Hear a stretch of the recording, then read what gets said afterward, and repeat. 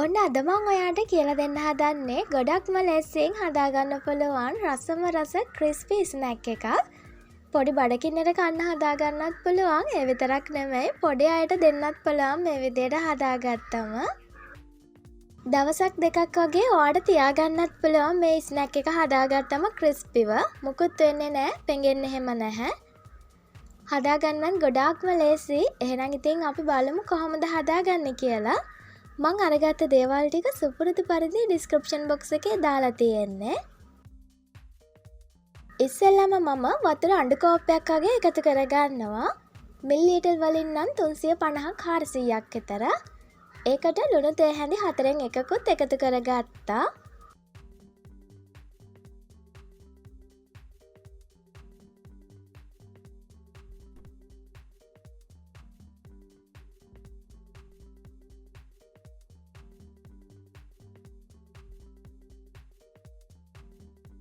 වතුර ටික රත් වුණාට පස්සේ මම එකතු කරගන්නවා ලුණු ගෙඩියකින් 4න් එක කොටසක්, කරපිංචා ඉත්තක විතර කොළ, අමු මිරිස් කරලක්, ලුණු ගහක විතර කොළ. මේ දේවල් ටික පොඩ්ඩක් හීනි වෙන්න කපා ගන්න. කෑලි මිරිස් තේ හැඳි එකහමාරක්, කහකුඩු තේ හැඳි 8න් එකට වඩා ටිකක් අඩුවෙන්,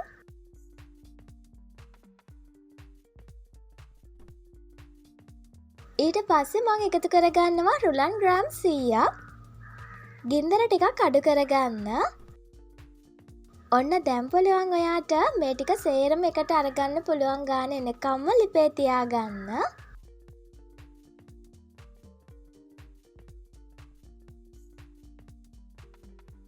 ඉතින් ඔන්න ඒ විදිහට සේරම ටික එකට අරගන්න පුළුවන් ගානට ආපුවාම ලිපෙන් අයින් කරගන්න. ලිපෙන් අයින් කරගෙන ටිකක් වෙලා නිවෙන්න තියන්න ඕනි අතින් අල්ලන්න පුළුවන් ගානට එනකම්ම.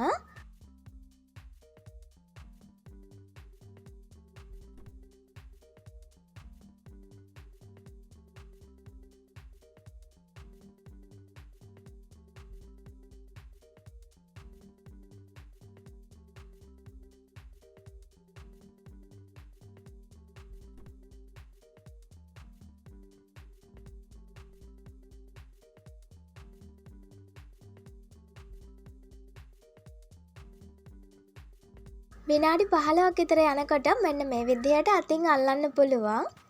ඊට පස්සේ මම පොඩි කොටසක් කඩාගෙන මෙන්න මේ විදිහට හදා ගන්නවා. පොඩ්ඩක් දිගට හදා ගන්න, ගොඩක් මහතට හදා ගන්න එපා. ඉතින් ඔයාට පුළුවන් රවුම් හැඩයට හදා ගන්න. එහෙම නැත්නම් මේ විදිහට දිග හැඩයට හදා ගන්න. ඊට පස්සේ තෙල්ලකට දාලා බැද ගන්න. ගැඹුරු තෙලේ බැද ගන්නත් පුළුවන්.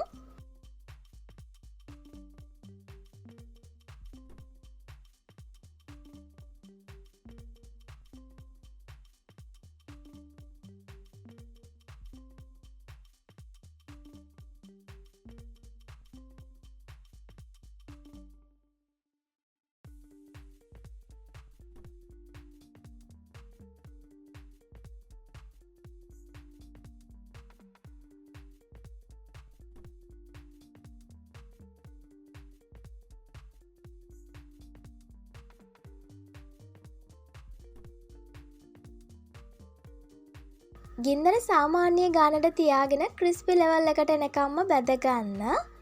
චුට්ටක් එහාට මෙහාට කරලා බැද ගන්න ඕනේ. හොඳට බැදුනට පස්සේ ලා රන්නන් පාටක් එනවා. ඒ විතරක් නෙමෙයි හැන්දර ක්‍රිස්පි ලෙවල් එකටත් අහු වෙනවා. තෙල් බුබුලු හැමත් අඩු වෙනවා එතකොට. ඒ වෙලාවට පුළුවන් තෙල් ටික බේරලා අයින් කරගන්න.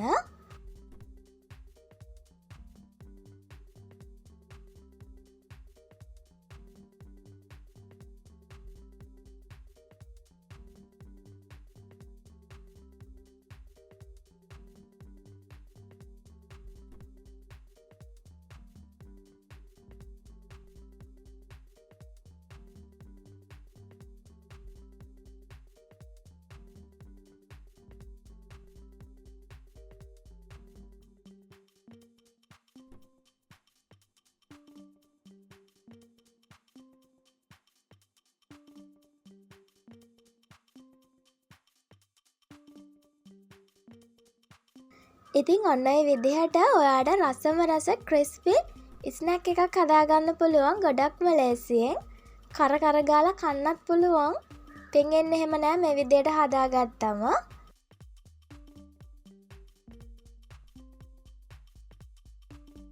පොඩි අයට දෙන්න පොඩි බඩකින්නට එහෙම try කරලා බලන්න. ගිහින් එන්නම් ඔයාලට සුබ දවසක්.